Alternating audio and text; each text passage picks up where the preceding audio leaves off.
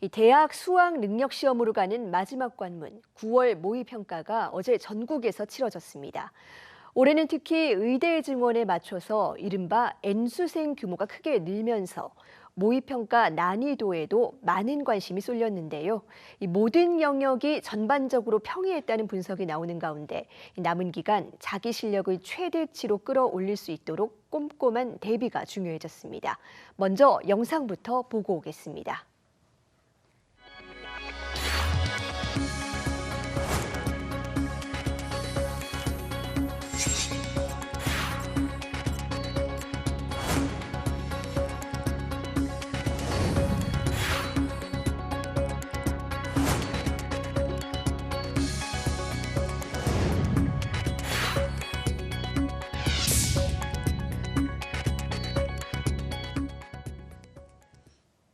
네, EBS 대표 강사 윤윤구 한양 사대부고 선생님과 함께 9월 모의평가 결과와 앞으로의 공부 방향까지 자세히 분석해 봅니다. 선생님 어서 오세요. 안녕하세요.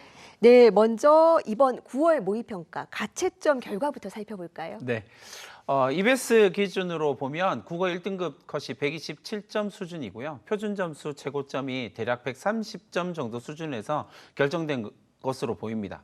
전년도 수능의 표준 점수 최고점이 150점, 그리고 6월 모평이 148점이었던 걸 생각하면 매우 쉽게 출제되었다라는 걸 알 수가 있을 거고요. 수학 1등급 컷은 133점 수준이고 표준 점수 최고점이 139점 정도 수준에서 결정이 될 것 같습니다.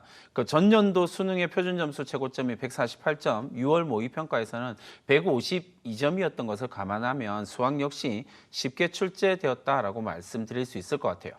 영어의 경우에는 매우 쉽게 출제되었다라는 표현을 쓰고 있는데요. 네. 6월 모평에서 1등급 수준의 1% 수준의 1등급에 대한 해석이 반영된 것으로 평가를 하고 있습니다.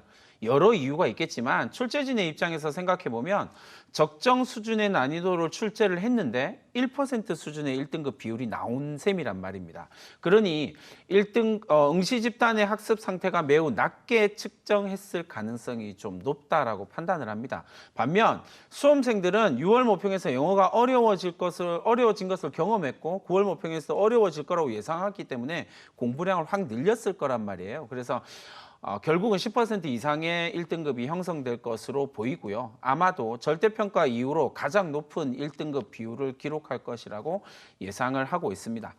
다만 이런저런 논란에도 불구하고요. 6월과 9월을 통해서 응시 집단의 수준을 파악했고 그에 상응하는 수능 출제가 이루어질 것이라고 기대를 하고 있습니다.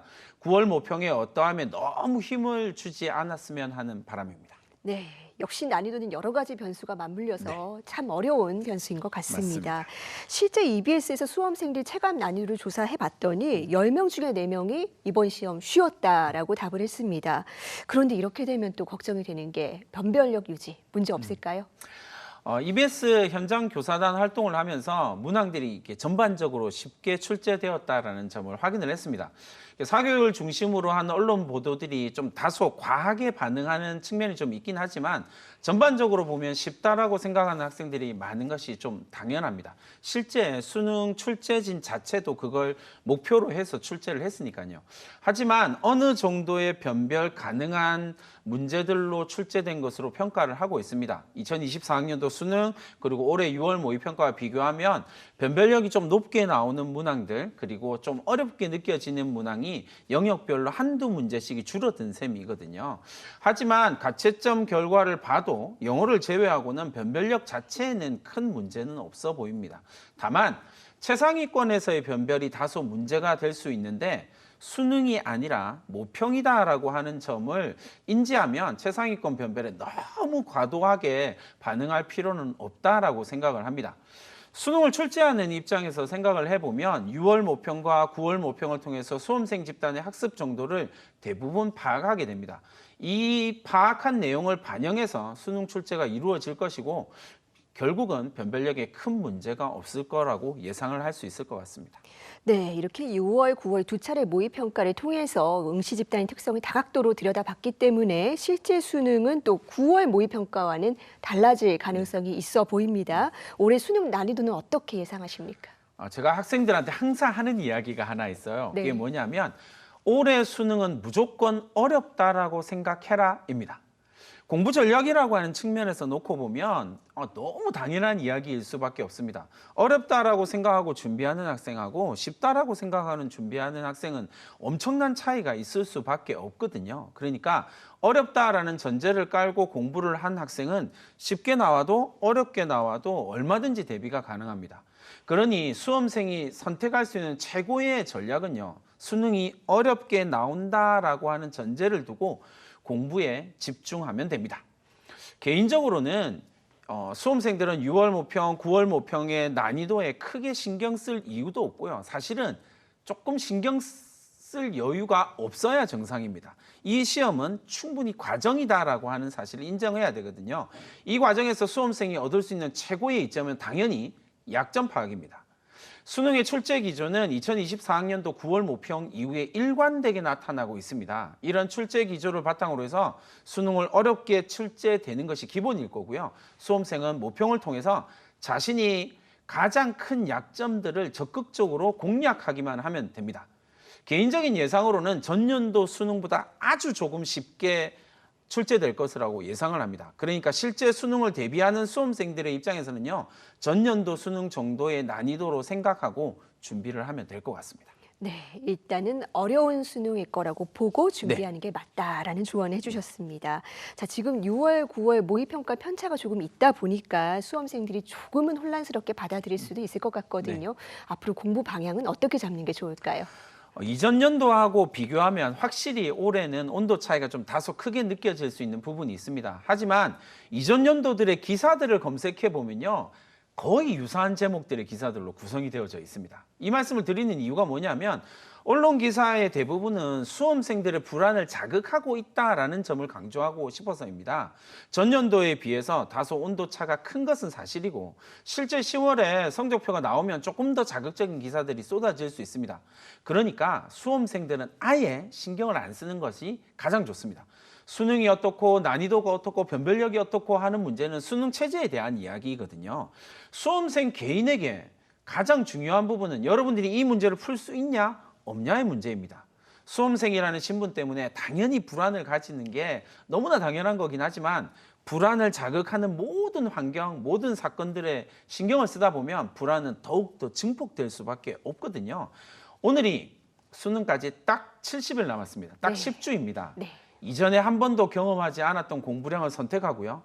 이전에 공부하지 않았던 모든 시간을 공부에 쏟기에 충분한 시간입니다. 앞으로의 학습 방향 가운데 가장 중요한 부분은 틀린 문제에 대한 완벽한 분석입니다.